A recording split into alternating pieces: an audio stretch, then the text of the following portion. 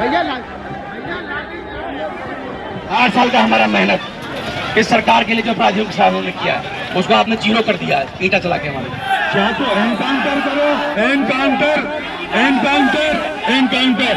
UP के मथुरा में फरसा वाले बाबा का मर्डर हुआ या फिर एक्सीडेंट, इस सवाल का जवाब पुलिस जांच के बाद मिलेगा।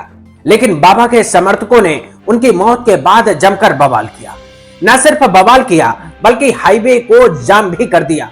ऐसा इसलिए हुआ कि गौरक्षक चंद्रशेखर उर्फ फरसा वाले बाबा ने अपने कुछ सहयोगियों के साथ मथुरा के कोसी कला इलाके में गौ तस्करी के शक में एक ट्रक को रोका, तो पीछे से आए दूसरे ट्रक ने उन्हें टक्कर मार दी, जिसमें चंद्रशेखर की मौत हो गई।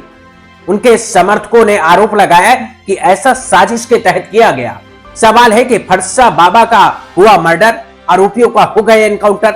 ये सवाल इसलिए पूछे जा रहे हैं क्योंकि जो मांग की गई है वो हैरान करने वाली है। सुनिए पहले क्या मांग की गई है।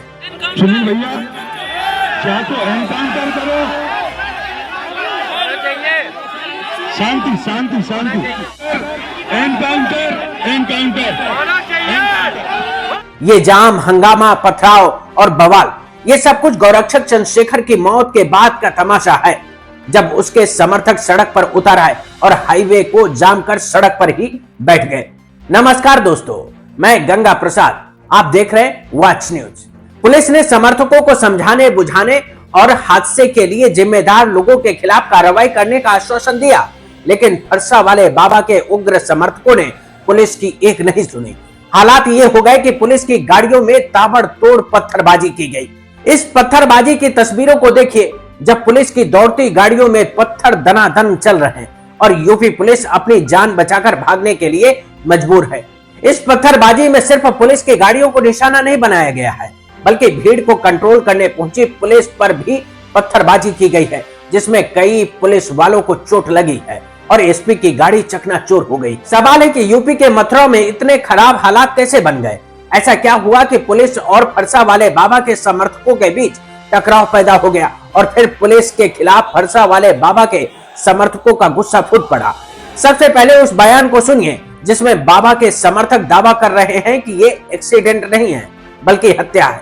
जिन कारणों से बाबा की हत्या हुई है वो दोनों गाड़ियों के बीच में जो ड्राइवर मिले हैं वो दोनों ही मेवाती हैं।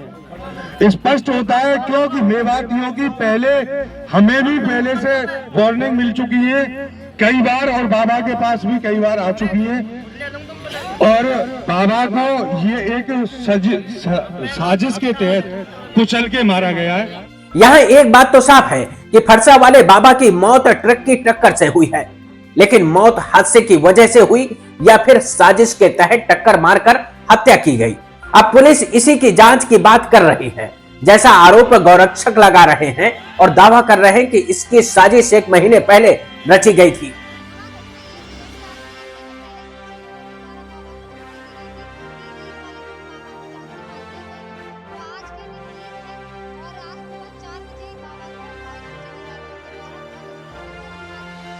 इन्हीं आरोपों को लेकर पुलिस के साथ फरसा वाले बाबा के समर्थकों का टकराव है।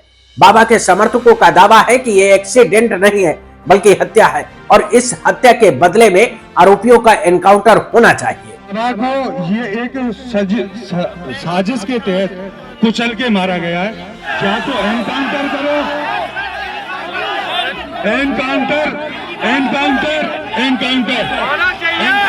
इसी मांग को लेकर समर्थकों ने मथुरा में जमकर बवाल किया। उसी इलाके में आक्रोशित लोगों ने हाईवे पर उतरकर विरोध प्रदर्शन किया और यहां से गुजर रहे वाहनों पर पथराव और तोड़फोड़ की। पुलिस ने बाबा के समर्थकों को समझाने की कोशिश की, लेकिन हालात इतने बिगड़ गए कि पुलिस और समर्थकों के बीच झड़प हो गई। पत्थरबाजी तक की नौबत आ गई, जिसमें कई पुलिसकर्मी घायल हुए। इस घटना से क्षुब्ध पुलिसकर्मी ने जो कहा वो सुनिए। 8 साल का हमारा मेहनत इस सरकार के लिए जो अपराधियों के साथ उन्होंने किया है उसको आपने जीरो कर दिया है ईंटा चला के हमारे। मैं इतना जानता हूँ, एक शब्द में कहता हूँ, जिसने हमारे ऊपर ईंटा चलाया वो अपने माँ बाप और अपने गुरुओं का भी सम्मान नहीं करता। वो घर में निर्दयी और घर में नालायक लगा जिसने हमारे ऊपर ईंटा चलाया। वो अपने घर का भी नालायक है, वो अपने माँ बाप को भी रोटी नहीं देता, वो अपने गुरुओं का सम्मान नहीं करता, वो उस रात में क्या विश्वास करेगा? सच कहूं तो ये यूपी पुलिस की नाकामी है, जिसने इन लोगों को गौरक्षा दल के नाम पर कानून हाथ में लेकर गुंडागर्दी करने की छूट दी है। गौरक्षा के नाम पर सड़कों पर आतंक मचाने की परमिशन दी है और इन जैसे गुंडों ने जब लोगों की लिंचिंग की तो चुप्पी साध ली। लेकिन आज जब खुद पर आई तो पिछले 8 साल का हवाला दिया जा रहा है। कहा जा रहा है कि हमारी मेहनत पर पानी फेर दिया। इन गुंडों ने पुलिस की मेहनत पर पानी नहीं फेरा है, बल्कि वो शक्ति प्रदर्शन करके पुलिस को बता रहे हैं कि उनकी मनमानी को रोकने का परिणाम क्या है।